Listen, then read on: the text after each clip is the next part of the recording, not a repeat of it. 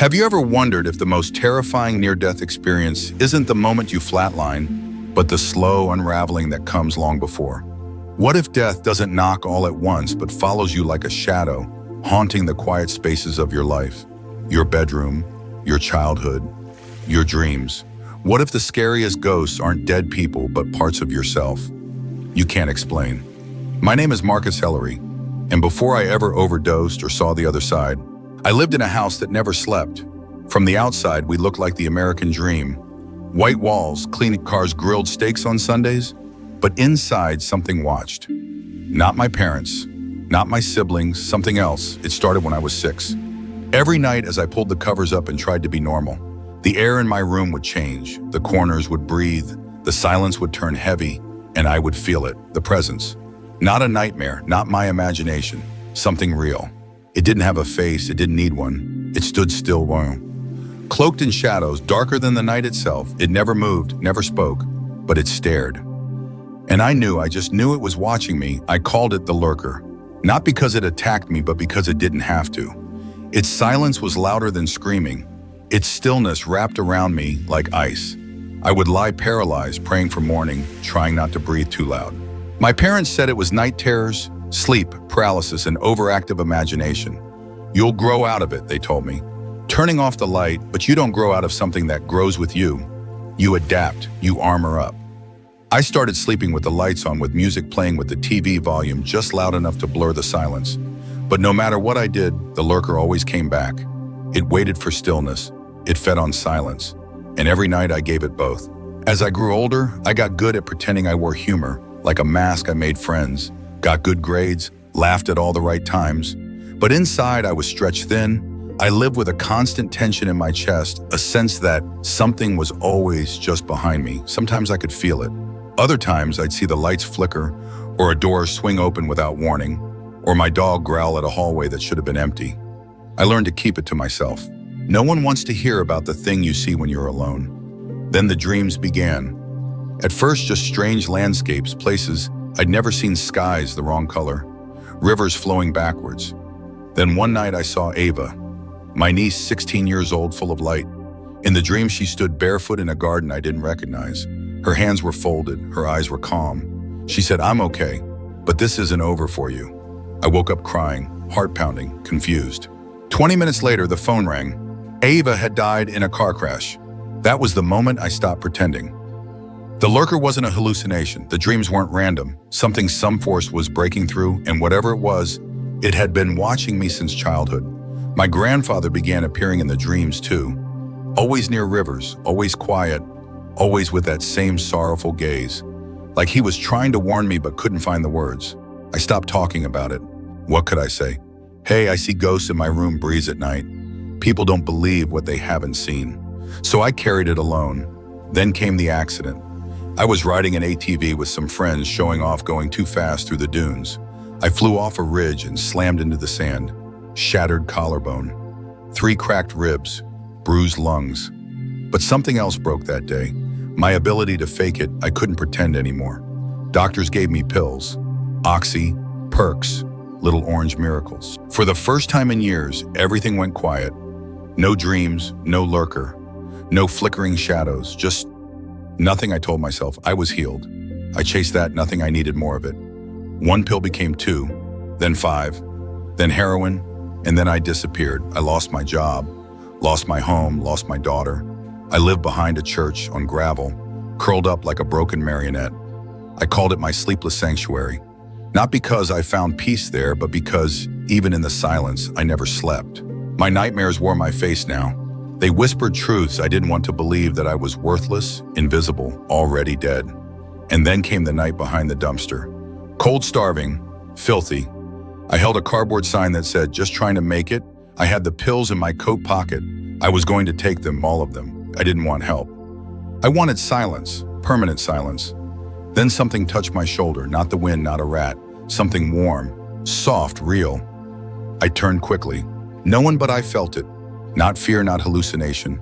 Love, undeniable, undeserved, overwhelming love. I didn't take the pills, I didn't end it. I crawled into my sleeping bag and cried like I hadn't cried since I was a child. That moment, dirty, broken, unseen by the world, was the real beginning of my near-death experience. Not the overdose, not the seizures, not the ambulance, but that quiet miracle behind the gas station, that invisible presence. That whisper I felt not with my ears, but with my soul. Not yet, I didn't know who it was or why it came, but it saved me, and it was only the beginning. The night I overdosed, the world didn't fall silent. It screamed, but only I could hear it. I was there, but not really. I felt myself slipping out of my own skin, my consciousness peeling away from the life I had broken. My wife found me first collapsed on the bathroom floor, blood blooming under my head where it hit the tile. She shouted my name again and again, as if her voice could pull me back from wherever I was going. But I was already unhooked, halfway between two worlds, no longer fully in this one. My body convulsed from the seizure, lips turning blue, breath shallow and strange. She called 911, trembling, her voice high and frantic, echoing through a phone line that couldn't reach where I had already gone. I didn't wake up in a tunnel. There was no blinding light waiting for me at the end of anything. Instead, I opened my eyes and saw myself from above, floating, disconnected. Watching the medics work over the body I used to own, they moved quickly. Wires, needles, commands, a blur of motion. One of them had an Asian face and a red pen in his pocket, and for some reason I couldn't stop staring at that red pen. It was strange what details stayed with me. I wasn't afraid, but I wasn't at peace either. I felt something pressing against me, not physically but emotionally. A heaviness. Like every grief I'd ever buried had come alive all at once, and now it was wrapping around me. The ambulance moved, but I felt nothing. I hovered above it, watching my body jostle on the stretcher. Motion without motion, speed without time. Everything around me stretched and shimmered like the edge of a dream. Just before waking, I tried to speak but had no mouth. I tried to scream, but there was no breath, no sound, just thought, pure awareness. That was my first true understanding of what a near-death experience really is. Not a tunnel, not music, not a flashback reel of my life. It was a confrontation. Quiet, unrelenting, stripped of every distraction. Then the flood began. Not water, but memory. Not images, but immersion. I didn't just see my life, I became it. Every mistake, every person I had let down, every moment I chose silence over love. I saw my daughter's eyes wide and disappointed. I heard the lies I told to people who believed in me. I felt the weight of my absence in rooms I should have been present in. I wasn't reviewing the past, I was drowning in it. I was the shame, the regret, the man I swore I'd never become. And in that moment, I wondered if this was hell, not burning but knowing total awareness of everything you were and everything you failed to be. But just as quickly as it overwhelmed me, everything shifted. One breath, if you could call it that, and the chaos vanished. I stood in a vast, endless field of glowing grass. But this wasn't Earth. The grass wasn't green, the way we know it. It pulsed with life, shimmering with consciousness. I could feel it. It saw me. It knew me, and somehow impossibly it loved me. I collapsed to my knees, not out of pain, but awe. I was being held by something formless, yet undeniable. Above me, the sky glowed, no sun, no shadows, just warmth radiating like truth. A hill rose ahead of me, and behind that hill came pillars of light, colorful, sentient, more alive than anything I had ever known. Then I felt them. My grandfather, Ava. Others I couldn't name, but felt like home. They didn't speak, they didn't need to. Their presence poured into me like light into water. They had never left me, not in life, not in death. They had been with me in every moment. I thought I was alone, but I couldn't walk toward them. Something unseen held me back. I longed to run toward the hill, to throw myself into that light, to disappear into the love that pulsed behind it, and then I felt her. She stood behind me, a woman not in a romantic sense, but in a cosmic one, radiant not with beauty, but with knowing. She looked into me, not at me, and everything I'd ever hidden was laid bare. But she didn't flinch. She didn't judge. She smiled with a gentleness so complete it shattered me. And then I understood her, not through words, but through memory, sensation and vibration. When she said hope, I saw a boy holding his mother's hand in the dark. When she said faith, I felt myself say no to heroin and yes to breath. She told me I had reached a threshold, that beyond the hill was home, but that I wasn't finished yet. My story wasn't complete. My sentence still had breath left in it. She showed me what prayer really is, not ritual, not repetition, But a soul remembering it's not alone, she said. Every cry of mine, every whisper from my mother, my daughter, even strangers had reached into that darkness and touched me. That the embrace I felt behind the dumpster wasn't imagined. It was them. It was real. Then another presence appeared, a man. This time calm, radiant eyes that held stars but looked at me like I was worth saving. He didn't teach. He reminded that the divine isn't found in fear, but surrender. That a broken heart is not disqualified, it's the gateway. That a sincere heart unlocks doors no shame can lock. I wept. Not because I had to leave, but because I finally understood why I was allowed to come this far. And then the light behind the hill dimmed. The field began to fade. I felt the moment slipping. The colors softened, the air stilled. And then I heard it, a whisper that echoed in the chambers of my soul. Marcus, it's time. When I heard the words Marcus, it's time, they didn't echo. They sank. They didn't feel like a voice or a command, but a truth spoken straight into my soul. The woman of light who had looked into me with such gentleness now gazed at me with a sorrow I can't describe. It wasn't pity, it wasn't detachment. It was the sadness of someone who knows what's coming and loves you too much to lie about it. She didn't plead, she didn't explain. She simply stood in that glowing presence and waited for my soul to agree. And when I finally accepted, it didn't feel like walking away. It felt like being torn from the arms of eternity. I didn't fall, I didn't float. I was ripped. The field, the skate, the light, the love, it all unraveled like fabric soaked in rain. It didn't vanish. It was taken. I screamed without sound, begged without words, but I had said yes, and yes has consequences. I felt myself collapsing inward like a star imploding. And then suddenly I was back in my body, and it hurt. I opened my eyes to a blinding surgical light.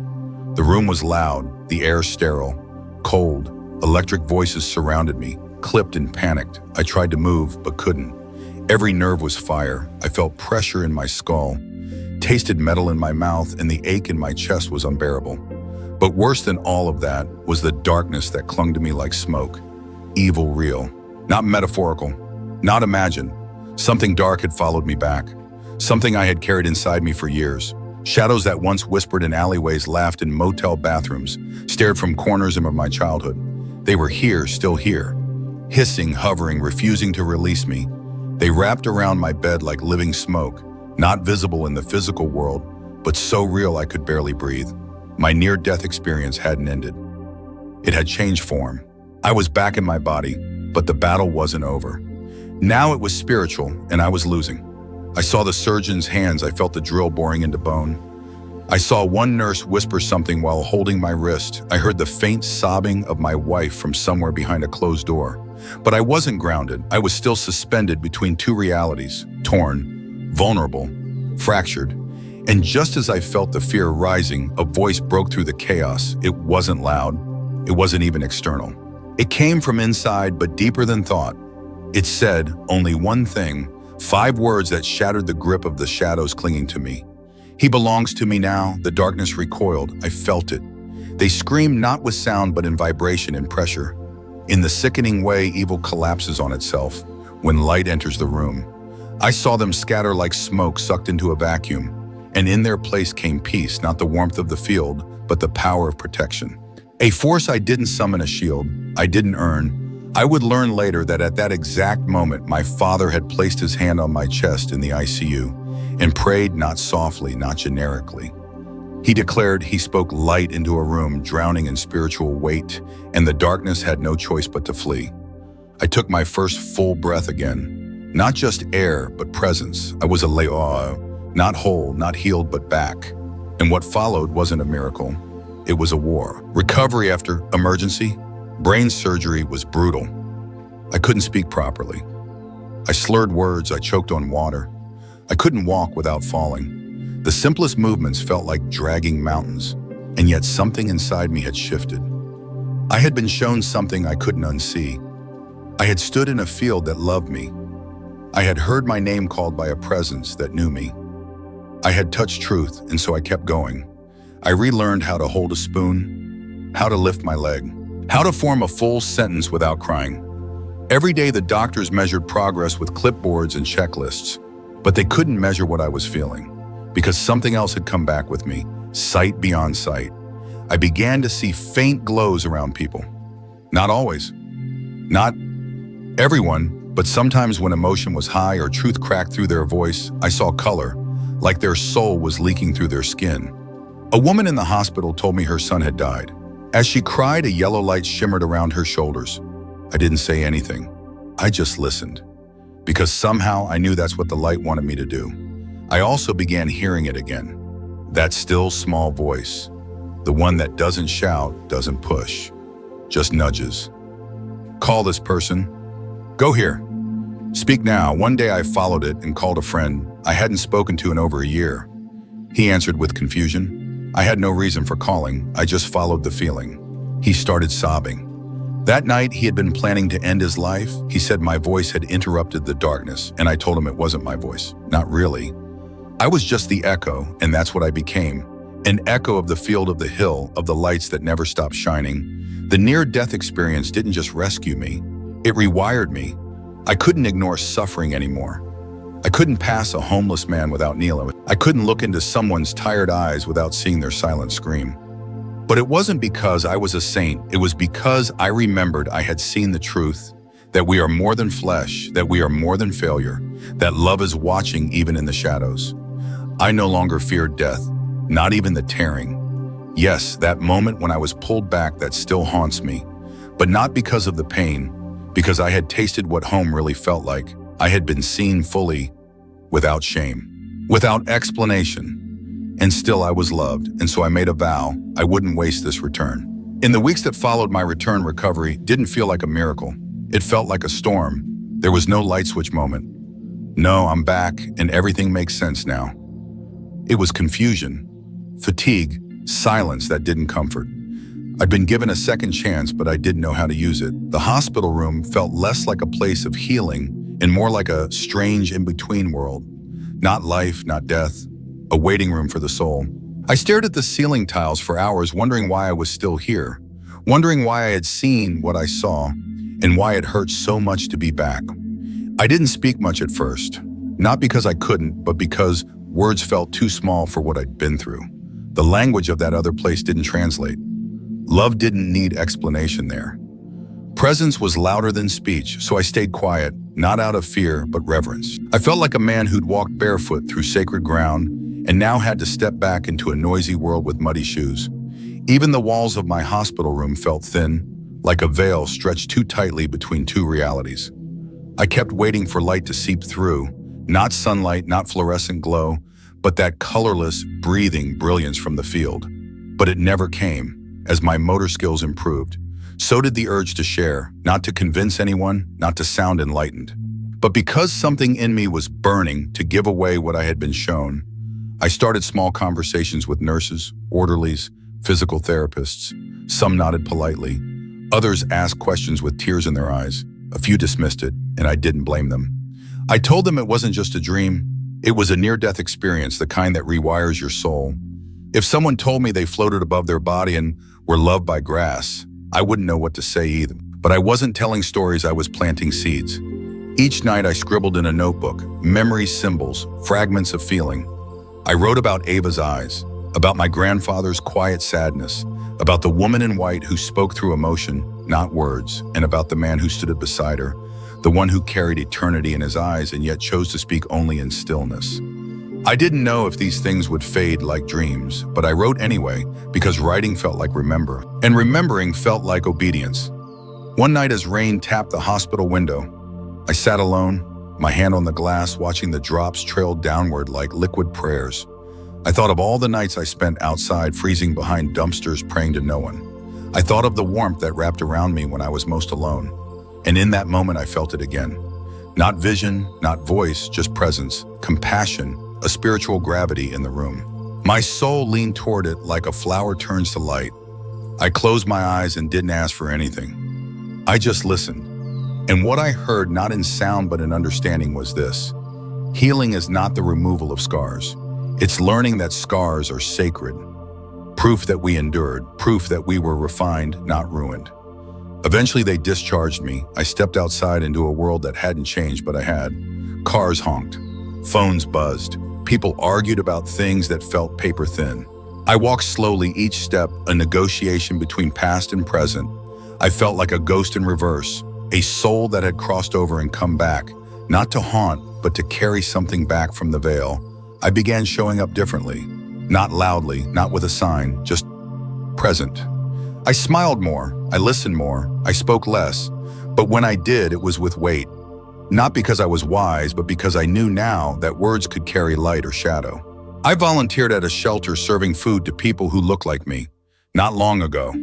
One man looked up and said, "Why do you look like you have been somewhere else?" I smiled and said, "Maybe I have," and still the pain came in waves, flashbacks, guilt, dreams that felt too real.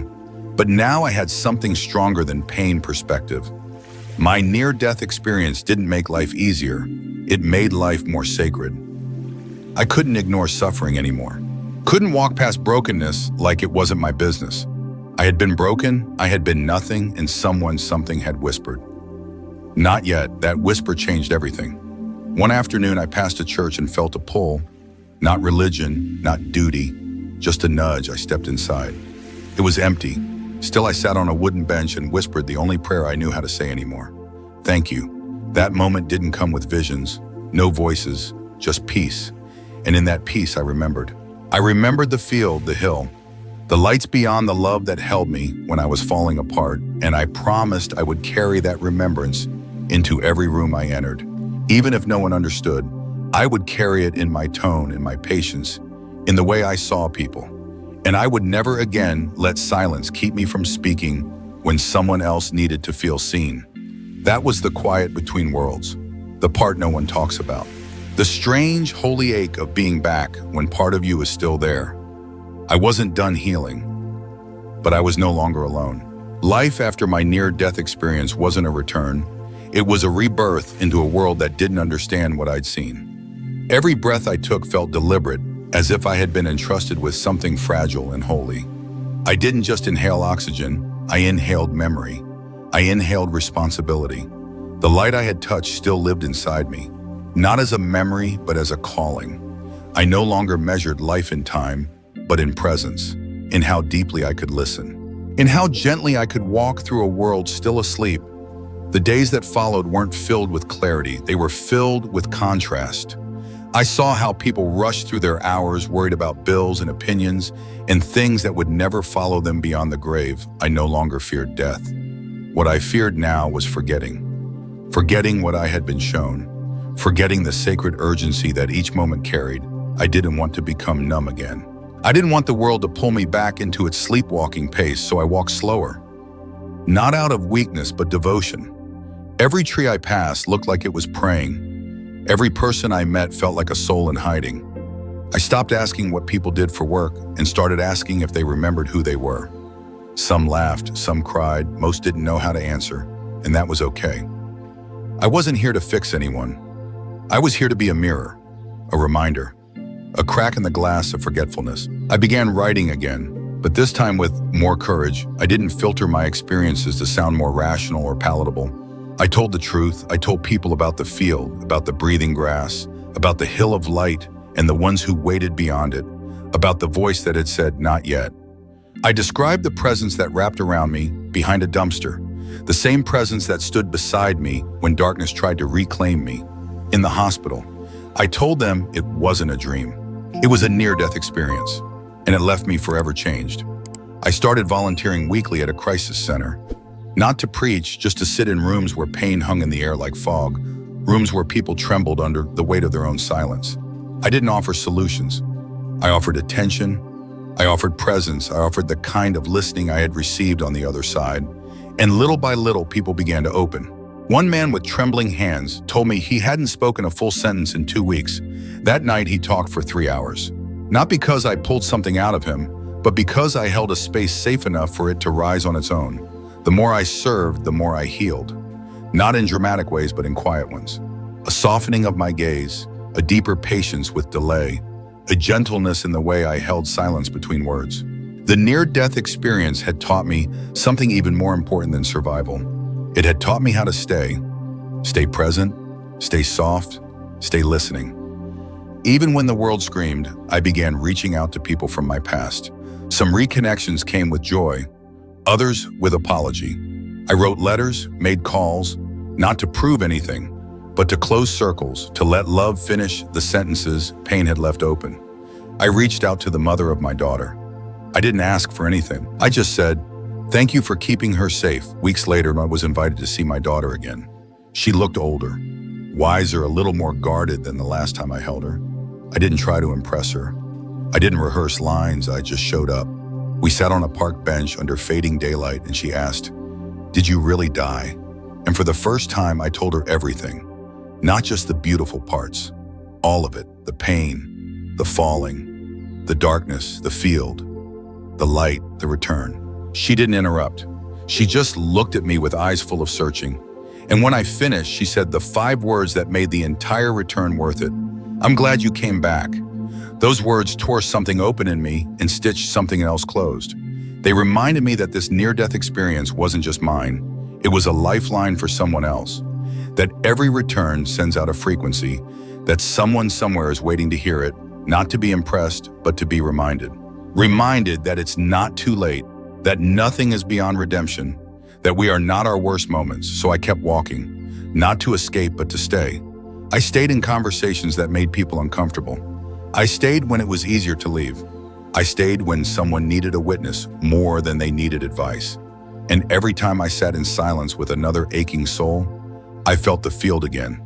Not as vision, but as vibration. I could still feel the love that once pulsed through blades of grass, and I let it guide me. The fire inside me wasn't about passion anymore.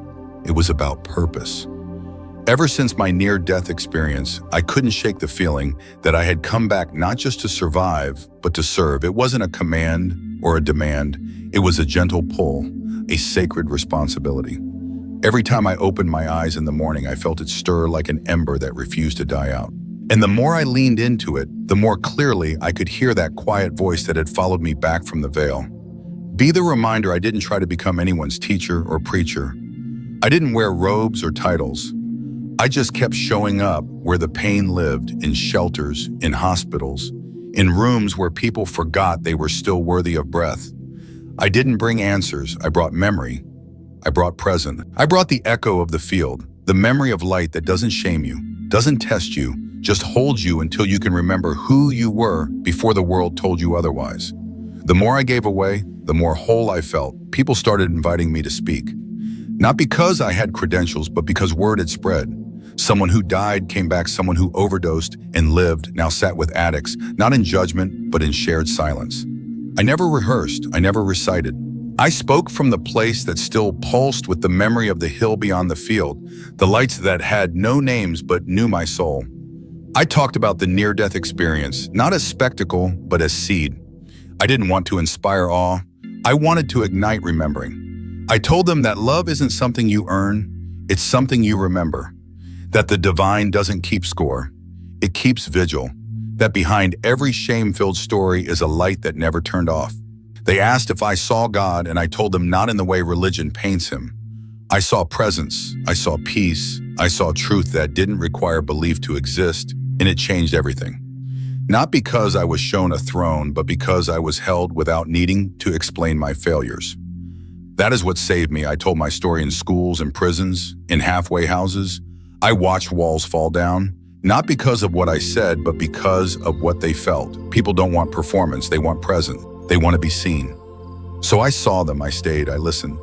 I became a kind of vessel, not of answers, but of permission. To feel, to grieve, to start again. And as I continued to walk in this mission, I noticed something else. The voice never left. That soft whisper, that nudge. Sometimes it came while I was driving. Sometimes it arrived while I was folding laundry. Call this person. Go down this road instead. Stay here just a little longer. I stopped asking why, I started obeying. And every time I followed it, something sacred happened. A stranger opened up, a moment aligned, a soul remembered its worth. I began to trust that the same presence that met me at my lowest didn't just live beyond this life. It lived within this one too. And the more I stayed connected to that voice, the more miracles stopped. Looking like magic and started looking like love, choosing to stay. One day after a talk at a community center, a young woman came up to me, tears in her eyes. She didn't say much, just one question. Is it too late for someone like me? I looked into her face and saw myself. I said, no. It's never too late, not if you're still breathing. And I meant it. I had been at the edge. I had seen the other side. I had begged to stay there. But I was sent back, not because I was holy, not because I had earned it, but because someone here still needed me. And maybe she did. Sometimes the weight of it gets heavy. Sometimes I miss the field. I miss the light. I miss the silence that didn't need to be filled. There are nights I wake up feeling like I'm being called again. And I wonder, did I finish what I came back to do? Am I doing enough? But then I remember what the woman in white showed me. That purpose isn't measured in applause. It's measured in presence. In choosing to show up again and again for one person, one moment, one breath at a time. So I keep showing up. Ever since my near-death experience, there were moments in my life that didn't feel like ordinary memories. They felt like visitations. I'd be walking to the mailbox or folding laundry and something would shift. The air would feel heavier, but not in a suffocating way. It was like time held its breath and some invisible curtain lifted just slightly, enough for me to sense that something was with me. I couldn't see it, I couldn't hear it, but I could feel it, like the way your skin senses someone entering the room before you even turn around. These moments didn't come with flashing lights or mystical music. They came with quiet, with warmth, with a kind of holy pause that let my soul whisper, "You're not alone." I knew it wasn't imagination, it wasn't paranoia. It was resonance, like a door cracking open for just a second and letting in a scent from a place we all remember but rarely acknowledge. I started to realize that maybe the veil between life and what lies beyond is thinner than I ever knew, and that sometimes it whispers back. One night, I was journaling by candlelight, trying to capture some trace of what I had seen during my near-death experience. As I wrote, a single word settled in my chest with so much weight that I dropped the pen. Elijah, my brother.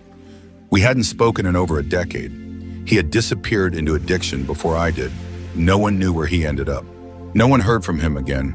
But in that moment, I knew he was here, not in body, but in spirit, in presence as real to me as anything else in the room. That night I dreamed, but it didn't feel like a dream. It felt like stepping back through the door I thought had closed forever. I was once again in that endless breathing field from my near-death experience. But this time I wasn't alone. A figure walked toward me, tall and whole and radiant, with a kind of peace I can't explain. It was Elijah. Not as I remembered him last, sunken eyes, shaking hands lost, but as he truly was, light-filled, steady, free. We didn't speak in words. We didn't have to. Our eyes met and I felt everything, our childhood, our laughter, our pain. I felt his descent, his silence, his final breath. And then his peace, not sorrow, not regret, just deep, complete understanding. He was okay, and somehow through that shimmering silence, he sent me a message. Tell them, they don't have to wait to die to be free. I woke up with my face soaked in tears, my heart pounding. I knew it was real. Just like my own near-death experience. This was not a hallucination. It was a visitation, a mission, a sacred request from someone who had found healing in a place I had only touched. He had passed through death and reached something that most of us forget exists. Unconditional love. I began speaking about Elijah in my talks, not as a cautionary tale, but as a testimony. I didn't dwell on how he died. I spoke of how he was restored, of how his light came back to reach through the veil and remind me that no soul is lost forever. That redemption doesn't only wait on the other side. It starts when we stop running from our pain. The more I shared his story, the more people opened up in prison halls and church basements. I saw grown men sob because someone finally told them they could still be loved. I saw women who carried decades of shame suddenly lift their heads when I said, "You don't have to die to be forgiven." I didn't share Elijah's message to impress. I shared it to invite, because I believe that every near-death experience is a bridge, not just between life and death, but between fear and remembering. And the whispers didn't stop. Sometimes they came when I least expected, like the time I passed a stranger at a gas station and felt a weight in my chest. I turned, looked him in the eye and said, "You're not invisible." He started shaking. "How did you know?" he asked. I didn't. I just listened to the echo that came with me from the other side. I've stopped questioning these moments. I've stopped needing to explain them. Now I treat them like gifts. I follow them like footprints in snow. Because every time I do, I find someone who was waiting for a sign they didn't believe would ever come. I've come to see the near-death experience not as an event, but as an opening, a wound in time that lets light through. And my job is to keep it open for others. One afternoon after a talk at a youth shelter, a boy no older than 16 lingered behind. He didn't say a word at first, just stared at the floor. Then he asked, "Do you think someone like me could be loved again?" I knelt down and placed his hand over his chest. "You already are," I said. "You just forgot." That moment, that touch, that reminder. It was why I came back. It was the whisper fulfilling itself. These days, I still sit in silence, still write, still feel Elijah near me when I'm still enough to listen. And when I sense that sacred pause, I don't resist it. I lean in, because I know now he never really left, and neither did the field, neither did the light, neither did the mission. It's not always loud, it's not always obvious, but it's always real. The whisper doesn't demand. It invites, and all I have to do is say yes. The real challenge wasn't dying. It was learning how to live again. After my near-death experience, I didn't return as the same man. I came back with eyes that no longer accepted surface things as truth. I saw through noise, I felt through masks, and it wasn't glamorous. It was exhausting because the world doesn't slow down. Just because you woke up, it keeps spinning. But I couldn't pretend anymore. I couldn't return to sleep. People thought I should be grateful, that I should smile more, count my blessings, go back to work, move on. But they didn't understand. I hadn't survived a car crash. I had crossed the veil and touched something too real to forget. And when you've held eternity, even for a moment, coming back to bills, traffic, and small talk feels like stepping into a dream you didn't choose. I struggled to find my place in it. I didn't want to be above it. I wanted to be honest within it. I tried, I really did. I went back to meeting, back to work, back to family dinners. I sat at tables and listened to people complain about weather and politics and taxes, while all I could think about was how much love they were missing. I didn't judge them, I envied them. I wished I could be so unaware again, so untouched, but once you've tasted the real, everything else feels diluted. And yet I knew I wasn't meant to escape this world. I had been sent back to it, not to endure it, but to walk through it differently, to bring the frequency of the field into everyday places. So I started small. I learned to slow down when others rushed. I asked people how they were and waited for the real answer. I hugged longer. I breathed deeper. I chose silence instead of noise, presence instead of panic. It didn't fix the world, but it changed me. And maybe that was the point. I began keeping a journal again, not to process, but to preserve, because I realized that some memories weren't just mine. They were meant to be passed on. I wrote about the warmth of the grass in that other place, the way light didn't shine, it embraced. I wrote about the moment I felt Elijah beside me, not in body, but in essence. I wrote about the still, small voice that guided me towards strangers in crisis and whispered truth into rooms too tired for sermons. And I wrote about the weight, the quiet heaviness of carrying a secret you can't always explain. Because even now, years later, there are days I wake up disoriented, not from sleep, but from remembering too clearly where I've been.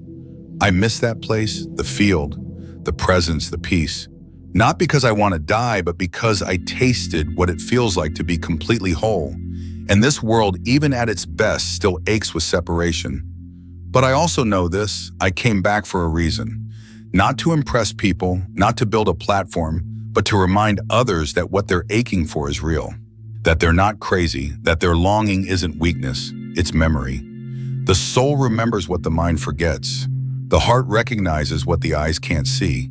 That's the gift the near-death experience gave me, not just a glimpse of the afterlife, but a blueprint for how to live this one. So I began living like every moment mattered, not in the hustle culture kind of way, but in the hold, the door, a second longer kind of way, in the pause to notice the light hitting the leaves kind of way, in the tell them you love them even if your voice shakes kind of way, because I knew now this life isn't just a waiting room for heaven, it's part of heaven, and we're meant to bring it forth.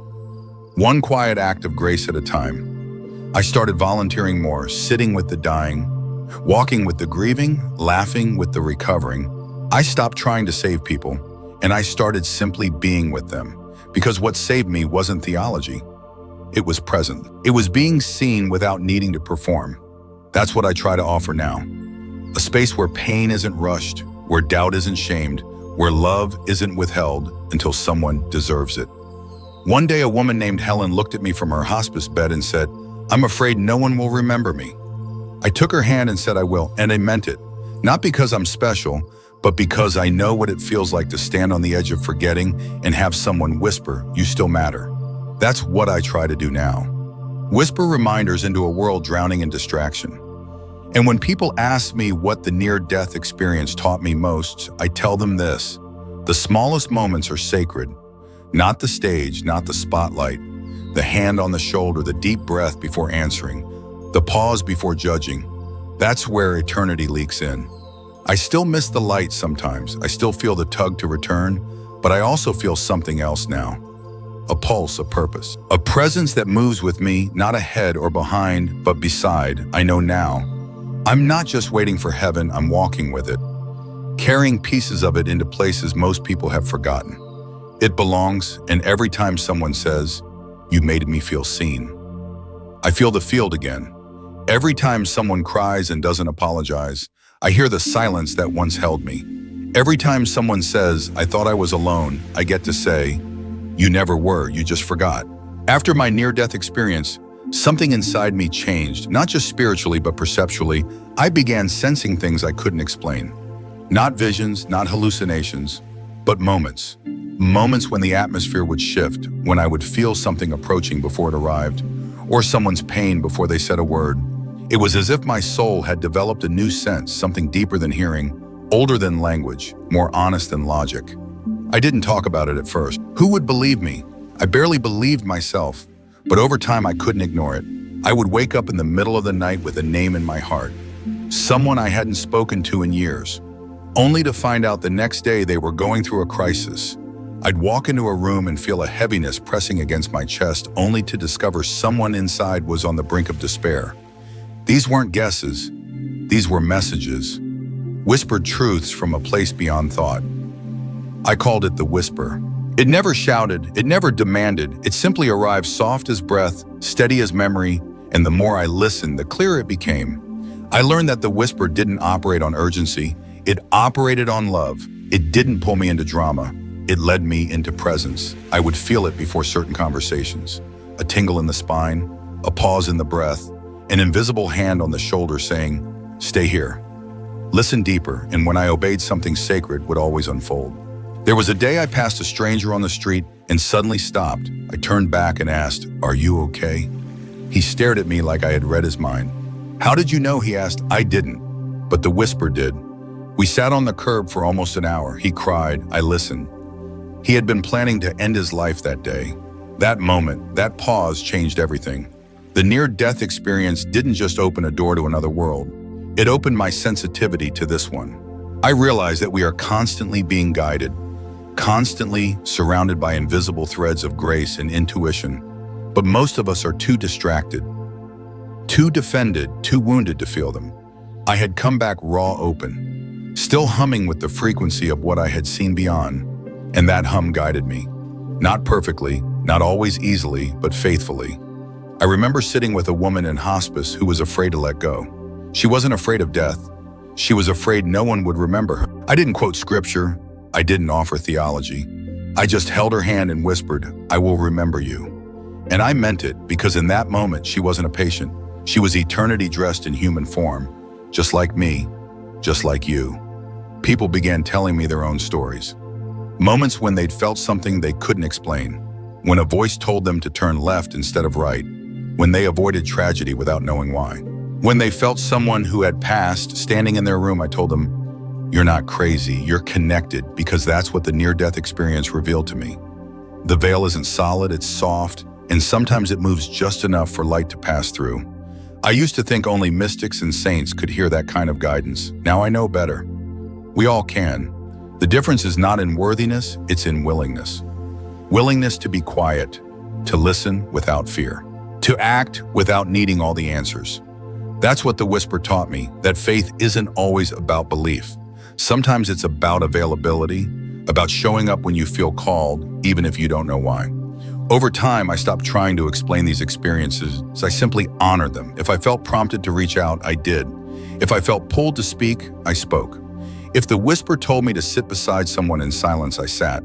And every time I followed it, something opened. A heart, a conversation, a healing. One night I dreamed I was back in the field again.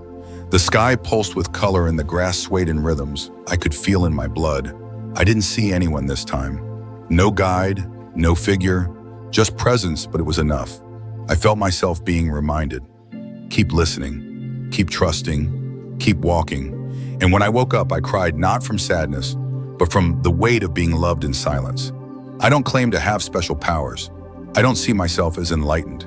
I'm just awake. Awakened by an experience I didn't ask for and would never trade. And if there's one truth I carry from that experience, it's this: the guidance we need is already here. Not outside of us, not above us, but within. Whispering, waiting, longing to be trusted. I want people to know that they don't need a near-death experience to open their hearts. They just need a little stillness, a little humility, a little courage to act on what they feel before they understand. Because the soul speaks a language the mind doesn't always comprehend, but it's always speaking. And when we finally learn to listen, everything changes.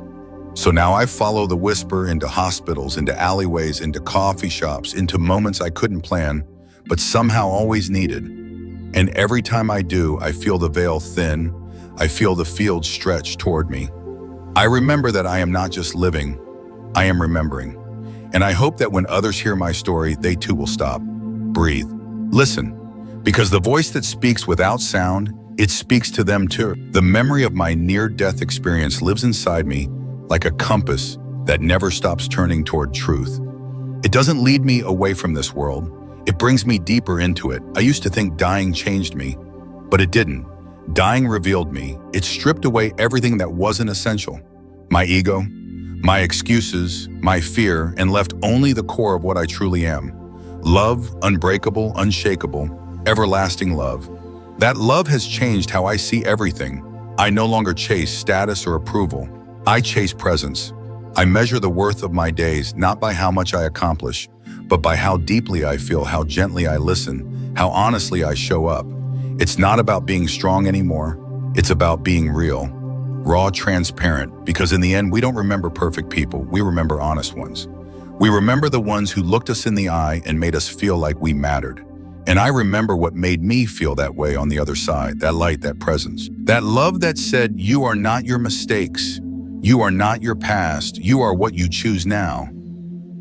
That was the turning point, not the dying, the remembering. You see, the greatest lesson I brought back from my near-death experience is this. Your life isn't measured by how much you've lost. It's measured by how much you're still willing to give. Pain doesn't make you unworthy. In fact, it's your pain that makes you powerful if you choose to let it teach you instead of define you. The scars you carry aren't proof that you're broken. They're proof that you've survived. And if you've survived, you still have a story to tell. A lesson to live, a purpose to walk out. I've walked beside people who were convinced they were too far gone. Addicts, prisoners, terminal patients. People who had given up on themselves long before anyone else did. And I always told them the same thing. If you're still breathing, you're still becoming. The end is not the end if you're still alive. There's still a door open. There is still a choice to be made. There's still light waiting to meet you. And maybe you're watching this right now because your soul led you here, because the part of you that's been quietly breaking is ready to be rebuilt, not in shame, but in strength. I need you to hear me. You are not alone and you are not done. This story I've told you, this journey through death and back, it isn't just about me. It's a mirror. It's a message. It's a reminder that no matter how deep the darkness, no matter how lost you feel, love will find you. It will whisper your name through the storm. It will sit with you behind dumpsters, and it will hold your heart when it feels like it's failing. Love doesn't need permission to show up. It only needs your willingness to receive it. You might be wondering, but what do I do now? Here's the invitation. Start small, be present, be kind. Forgive someone who doesn't deserve it. Apologize without defending. Look someone in the eye and say, I'm here for you. Say, I love you, even if your voice trembles.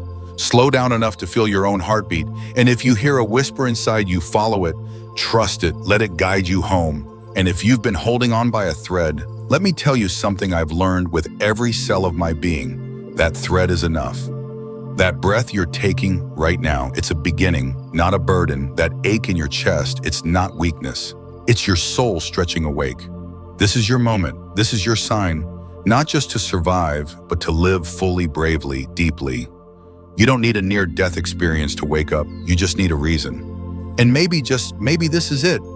Maybe you were meant to hear this today. Maybe everything that hurt you, everything that tried to break you, was actually breaking you open to more empathy, to more depth, to more love than you've ever known. Let your scars speak.